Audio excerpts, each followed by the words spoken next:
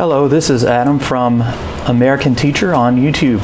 If you haven't, please click subscribe, give me a thumbs up, and leave a comment in the comments section below. Okay, today's topic is about China's growing influence on Western media, especially social media, gaming, etc. So, back in 2019, you may have heard of the banning of a professional gamer called Blitzchung. This happened on October 6th, before COVID, and some people might have forgotten about it because of everything that's happened since then. But on October 6th, 2019, during the Hearthstone Grandmasters streaming event in Taiwan, Chung, a professional Hearthstone player and resident of Hong Kong known as Blitzchung, was being interviewed following his match, during which he wore a mask similar to those worn by the protesters in the 2019 to 2020 Hong Kong protests, and said, "Liberate Hong Kong, the revolution of our times." The stream was cut off quickly after. The following day, on October 7th, Blizzard announced that Blitzchung had been banned from the current tournament. Not only that, he would forfeit any prize money, approximately $4,000 by that point, $4,000 US, and would be banned from other Grandmaster tournaments for 1 year. The company cited a rule that prohibits Grandmasters from players from offending the public or impugning Blizzard's image. Blizzard later said that while they respect the players' freedom of speech, they are still bound by competition rules. Blitzchung, in an interview afterwards, stated that he'd done the act of protest because his effort toward the social movement over the preceding months sometimes interfered with his preparation for the tournament. Also, not only did Blizzard, which is Activision Blizzard, ban Blitzchung, the professional gamer, they also terminated a contract with two streamcasters that have been conducting the interview. Their usernames were Virtual and Mr. Yi. Viewers believed that the two had been encouraging Blitzchung to express his message, and thus also ran afoul of the rule.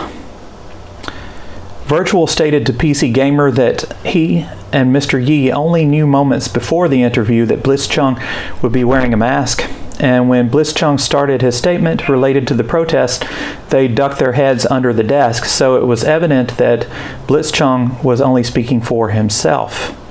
But that wasn't enough for Blizzard, who terminated their contracts.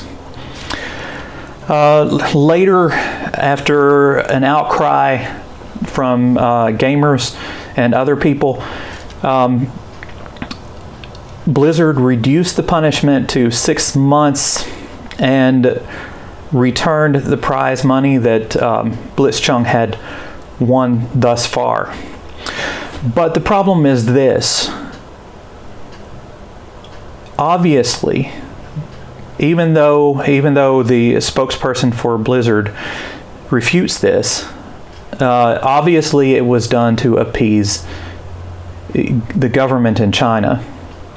Because back during this time, there were a lot of protests. This was before China sent in their military and their own police officers to squash the protests in Hong Kong.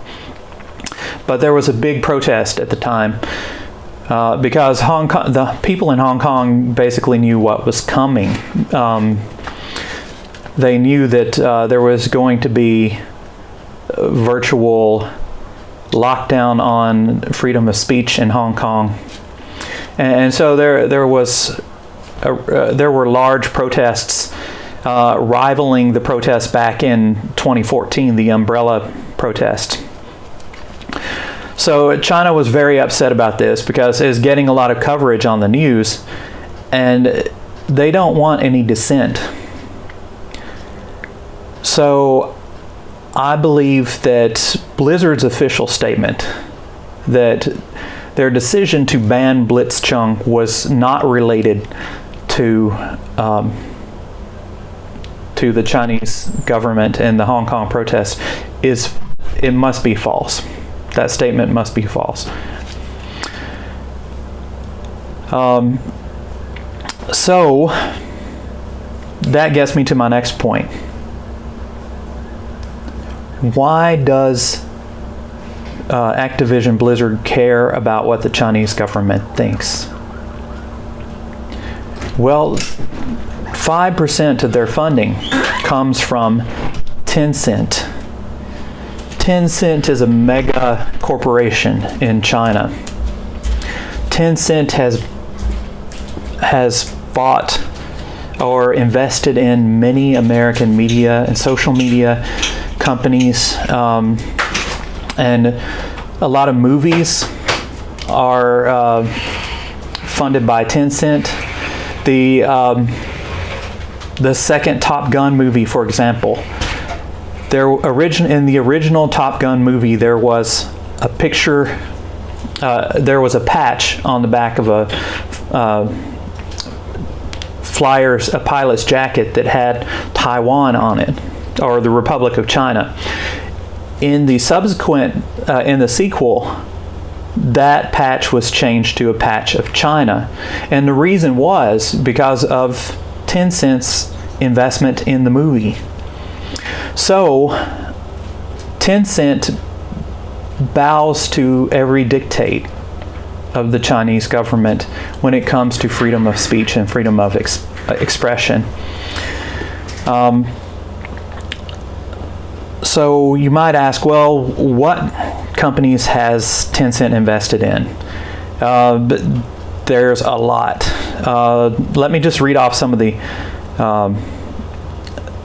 gaming companies and social media companies that it owns a stake in. Number one, Riot Games in the US, 100% ownership stake by Tencent.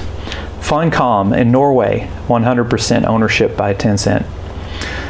Liyo in Hong Kong, 100% ownership. Shark Mob in Sweden, 100% ownership. Supercell in Finland, 84% ownership. Grinding Gear Games in New Zealand, 80% ownership. Epic Games in the US, that's a big name, 40% ownership. Pocket Gems, Japan, 38% ownership. Fat Shark in Sweden, 100% ownership. Sea Limited in Singapore, 25.6%. Don't Nod Entertainment in France, 22.63%. Marvelous in Japan, 20%. Netmarble in South Korea, 17.66%. Kakao, South Korea, which is a very popular chat application in Asia, Southeast Asia.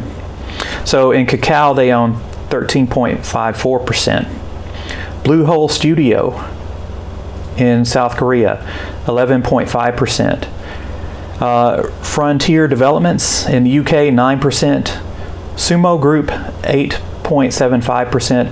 Activision Blizzard, US, 5%. Ubisoft in France, 5%. Paradox Interactive, Sweden, 5%. Remedy Entertainment, Finland, 3.8%. Miniclip in Switzerland, they own a majority stake. Clay Entertainment, Canada, a majority stake. 10 Chambers Collective, Sweden, majority stake. Voodoo in France, minority stake. Bohemia Interactive, Czech Republic, or Czechia, minority stake. Payload Studios, UK, minority stake. They also own stakes in Discord, which is US company, Roblox Corporation, which is a US company, Lockwood Publishing in the UK, Platinum Games in Japan, and Aiming in Japan. And these are just some of the companies that Tencent owns stakes in. Now, Tencent developed the apps, the social chat apps, QQ, and also WeChat, which are used widely in China, and these are government-sanctioned apps in China. They're not blocked by the government. So, needless to say, these apps are highly monitored. They are monitored 24/7 by the Chinese government. These WeChat apps and QQ. So, I'm not saying that the Chinese government can monitor all these other social media apps in other countries. But as you saw by the strict action that Activision Blizzard took against this gamer in 2019, you can tell that the Chinese government has a lot of clout with these companies. And so that should make you think twice about supporting any of these companies. Now, I know it's hard to boycott, your favorite video games. I'm not much of a gamer myself. But personally, if I were, I would boycott these games. And I definitely would boycott any social media app that has an ownership, any percentage of ownership by Tencent or any company based in China that is sanctioned by the Chinese government, like Tencent. Okay. So, according to VentureBeat.com, Tencent is the largest video game company, and they own 5% of Activision Blizzard. In order to release your games in China, you have to work with a Chinese company. For Blizzard, it also has a partnership with NetEase, a Chinese company that operates its games in the country. They also point out the controversy about the NBA games back in 2019. Tencent also owns the digital streaming rights for NBA. And Tencent, after an American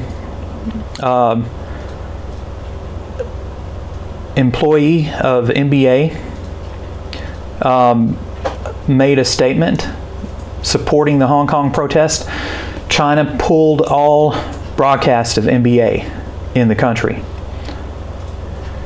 So, according to the VentureBeat article, which is dated October 8th, 2019, any controversy could result in punishment from China, which could then cost the company money.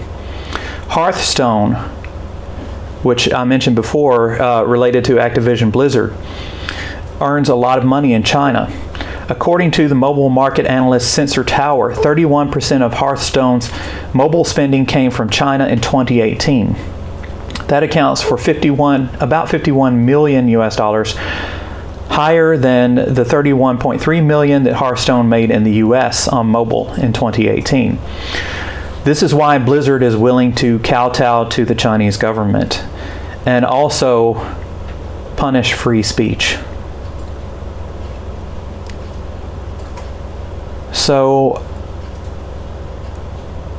be informed. If you frequently use a company's apps, check into their investors. See which companies invest in them. And try to divest yourself from any Chinese government influence. Because they could arbitrarily lock you out of your account that you paid for just because you made a statement in favor of Hong Kong freedom or Chinese freedom or Taiwan freedom. And as an American, I'm not going to stand for that kind of treatment. I will not support anyone who abridges our right to free speech. Not to mention that Blizzard Activision has other problems. They've had a lawsuit filed against them from the California Department of Fair Employment and Housing. And there has been a long list of charges from women who worked for Activision Blizzard. They've claimed that they were subjected to various forms of sexual harassment, including fending off unwanted sexual comments and advances by male employees, being groped by male employees as they drunkenly embark on, quote, cube crawls, end quote, across the office, or, you know, going from cube to cube in the office drunk. So, so yeah, there's another reason to boycott Activision Blizzard.